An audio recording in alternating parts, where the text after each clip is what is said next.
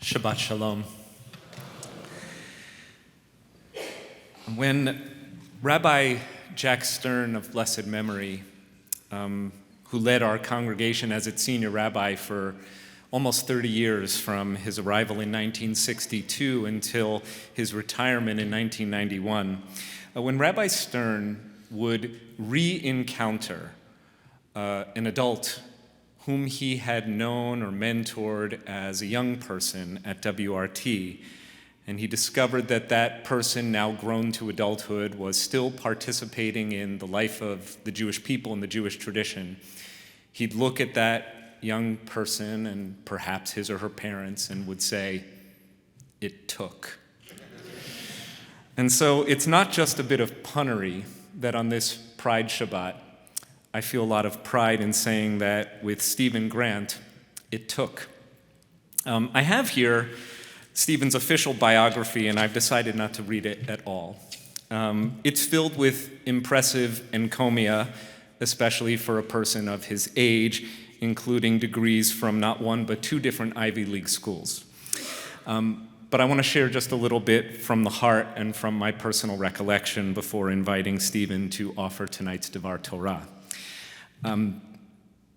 17 years ago this month, I stood with Stephen and an extraordinary confirmation class of 2006.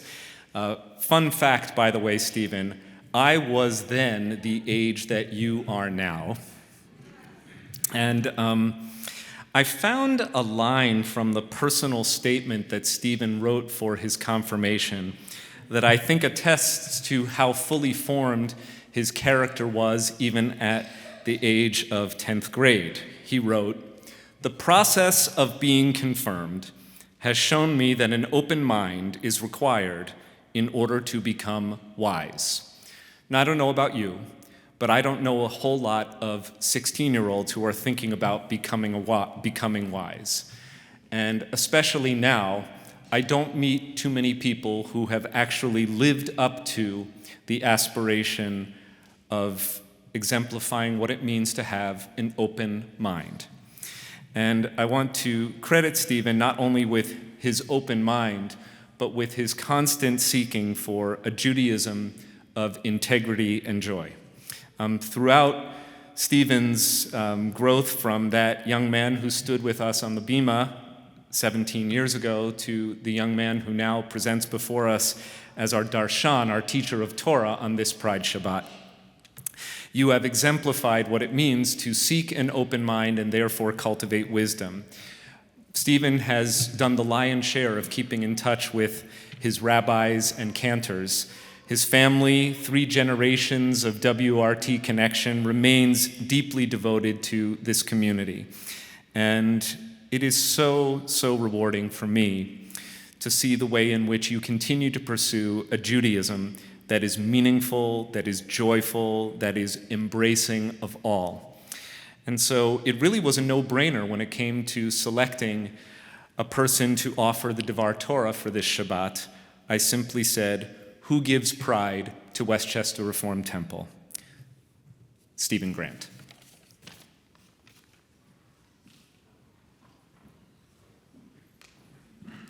Rabbi, thank you. That's a tough act to follow.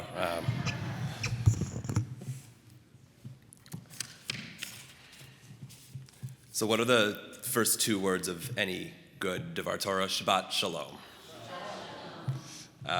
Rabbi, thank you for the very kind words of introduction. I was thinking actually earlier today that even though this isn't the exact literal physical bima that I was confirmed on 17 years ago, that it really just matters that this is the spiritual same bima that we were on those years ago before we moved across to this new beautiful sanctuary. So thank you again for those very kind words to open tonight. So as Rabbi said, my name is Stephen Grant. I'm proud and honored to be back up here at the bima for the first time in 17 years since my confirmation. And I have to say that I'm really much more proud, and I use that word, of course, on this Pride Shabbat very purposefully, to be here tonight than I was half a lifetime ago when I was confirmed. Anybody who attends enough class after their bar bat mitzvah can, be a confirmand, but tonight I'm here at Rabbi's explicit invitation, and so if the clergy are willing to share their bima with me tonight, feels like I've done something right. So to explain why I'm here, though, and to explain further why I'm really very proud to be here, I want to share a little bit about myself. As Rabbi said, I'm a third-generation member of WRT. Hopefully the first generation is watching live right now. By day, I'm a transactional real estate attorney in New York, in Manhattan, where I live on the Upper West Side. In my free time, I run in Central Park. I play intramural flag football and softball, and I do the New York Times crossword puzzle, although I have to say I don't do it as well as my mother, Joan, who will always be the master. Lastly, I'm gay. Surprise, I'm here speaking at Pride Shabbat. So this Pride Shabbat, I am really proud to be weaving together some different threads of who I am and what I care about. I'm speaking to you in many ways as a hyphenate tonight, both as somebody who is Jewish and who has tried to cultivate a meaningful Jewish life, and as someone who is gay. So with that background in mind, I'm proud to be here to share some thoughts on a Jewish view of inclusion, a very important value this Pride month and every month, truthfully. I'm proud to share some thoughts tonight as another step on my personal journey. And that's a big part of what I like to speak about tonight, journeys.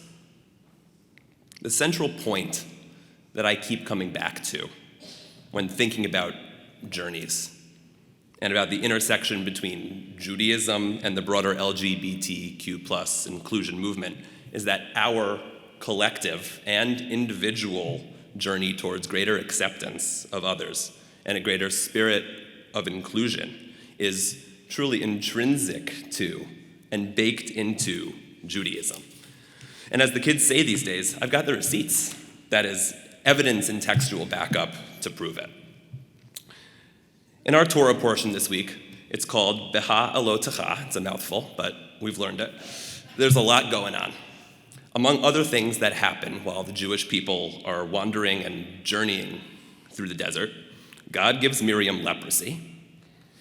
And stop me if you've heard this before, the Jewish people complain about food. They weren't fans of the poor culinary options available to them while they were wandering through the desert. But put that aside, because what really resonates for me about this portion is that it sets forth the rules for the observance of a second Passover. That is, a Passover for those who are unable to worship on the regularly scheduled Passover. How could it be then that there is a second Passover? It's because God permitted it to be so. The Bible tells us that some men were unclean by reason of a corpse, meaning that they had become ritually contaminated by proximity to a dead body. The medieval rabbinic commentaries make clear these men were either burying the dead or carrying the remains of the deceased with them as they journeyed. So these men could not offer the Passover sacrifice on the prescribed day, because the Passover sacrifice had to be offered in a state of ritual purity. Wanting to be good Jews, though, these men approach Moses and they ask, why must we be debarred from partaking in this sacred observance? Why indeed? So Moses approaches God with this conundrum, and God's response is telling. God gives special dispensation to those who are defiled by a corpse, so those who raised to Moses the issue of their inability to observe Passover. And here's the important part, God also gives special dispensation to those folks who are, quote, on a long journey, close quote. If these folks who are defiled by a corpse or on a long journey wish to observe Passover, God says they shall do so 1 month after the traditional date of the Passover observance. So that's the biblical story, and there's really a whole lot to unpack here that's relevant to our purpose tonight. Firstly, God is making an exception to a rule, an accommodation to those who wish to participate who couldn't have otherwise been able to do so. Passover is supposed to be on day X, but God says, no, it's okay to observe on day Y. The apparent dichotomy between what the Torah calls Judaism's, quote, one law, close quote, and the flexibility that God showed those who couldn't observe is in a timely manner is striking. And I choose not to view this as a true dichotomy or an actual contradiction in terms. Instead, I see it as evincing a strain of thoughtful development of the Jewish law to match the circumstances of the day. The second thing that we see in this passage is that God takes a journey of God's own and goes beyond what is asked of God. Moses, recall, had only asked God how Passover should be observed by those who are handling corpses. But God responds that both those handling corpses and those who are on that long journey can observe on tape delay. God is adding another exception, another permissible reason to postpone observance, expanding the universe of those who can observe the second Passover. If God makes exceptions, why can't us, mere mortals, make exceptions in an effort to follow and shape ourselves in God's image? Indeed, Jewish history shows that such exceptions have been regular and de rigueur. After the destruction of the kingdom of Israel in about 722 or 721 BCE, there weren't enough priests to conduct ceremonies, and Jews weren't all settled in Jerusalem, making it de facto impossible in antiquity to observe the sacrificial rites of the Pesach in a timely fashion. This made the institution of the second Passover a practical necessity for people who wanted to follow the law. So in short, God's additional exception and the practical implementation of exceptions to regular Passover observance speak directly to the Bible's stated preference for broad participation in Jewish ritual observance. The third thing that strikes me about this passage is the use of the word journey and the manner of its use. While the literal meaning of journey is, of course, in the vein of a trip or travel, meaning those who had a ways to travel to Jerusalem could observe the second Passover, in this parsha, the word has been interpreted very broadly, both literally and figuratively, such that anyone who is precluded from observing the typical Passover by error, so like a mistake, or constraint, or inability, was permitted to observe the second Passover. Further, in the actual Torah scroll in biblical manuscripts, there is a tiny actual little dot, similar to the dots that you can see over some of the words here up on the ark, right? An actual little dot, it's called a diacritical point, over the last letter of the word long that precedes the word journey in our text. So the Torah, by putting that kind of seemingly extraneous mark, is literally via an annotation on the page, giving readers and all of us the impetus, the license to interpret the text in different ways, all in the service of inclusiveness. So to sum up, we have an exception to the rule. We have God sua sponte on God's own, broadening that exception to the rule. And we have historical and textual practice of broad interpretation of the language of these rules. All right, that was a lot of textual analysis. Where does it leave us today? What does it all mean? I think it gives our religious institutions, like the Reform movement, and all of us as individuals, license to view the dictates of the Torah in the light most favorable to our values. Two such values, of course, are engagement and inclusion. It is clear that this week's parsha suggests that we should have a broad metaphorical tent. If we can expand the second Passover observance to those undertaking long journeys, why can't we similarly extrapolate today? With the Torah's explicit and implicit support, Judaism can and should be doing as much as it can to make all people feel welcome and at home within our religion and within the walls of our sanctuaries. Of course, this being the Pride Shabbat, the easy and on-point example is gay marriage and sanctifying same-sex relationships with the imprimatur of the Jewish wedding ceremony. But of course, the Reform movement and the CCAR, which is the Reform Rabbinic Professional Leadership Organization, they've already taken their own journeys throughout the years on gay rights. In 1977, the CCAR adopted a resolution calling for the decriminalization of homosexual acts, 26 years before the Supreme Court struck down such laws.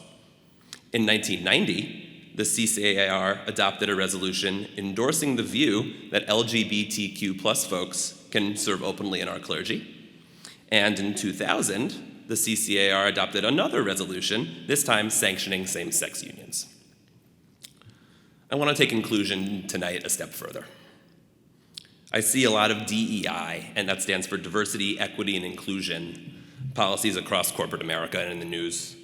And I think many of them are really of the rather empty, check-the-box variety. Inclusion in our world, and specifically for our purposes here tonight at the Temple, should be more than just saying that LGBTQ plus folks can get married.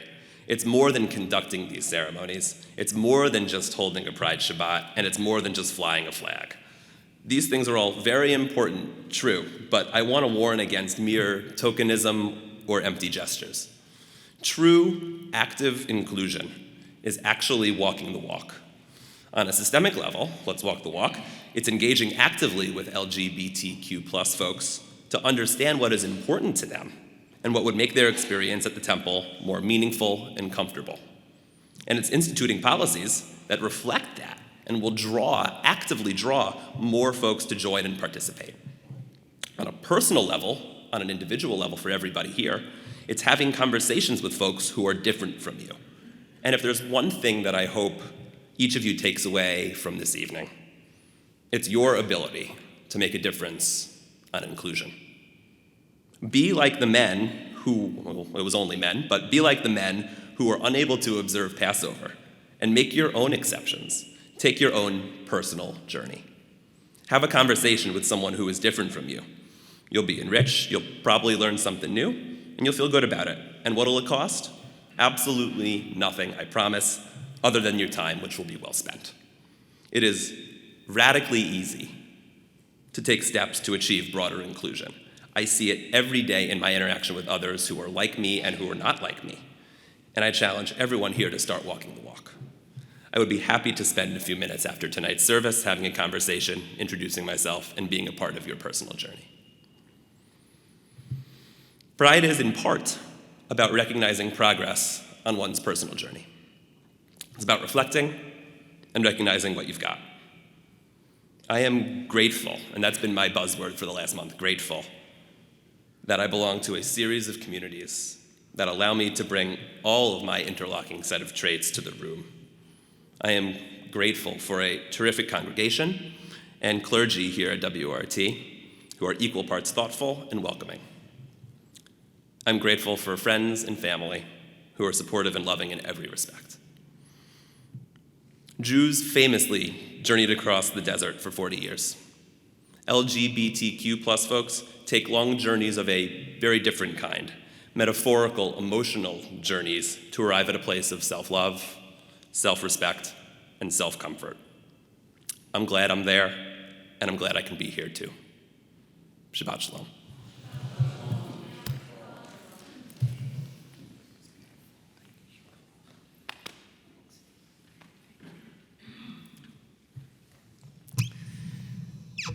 Stephen, thank you.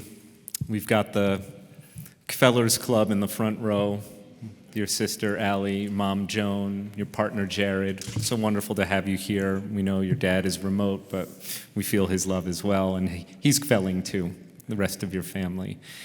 You've taught us Torah tonight, and you've challenged us as a congregation to move beyond where we are to where we ought to be. And so my prayer is this, Stephen Grant, the next time you come back to WRT, and when you continue to come back to WRT in time to come, you'll be able to look at this community and observe the journey we've been taking together, and you can say, it took. Shabbat Shalom. Thank you.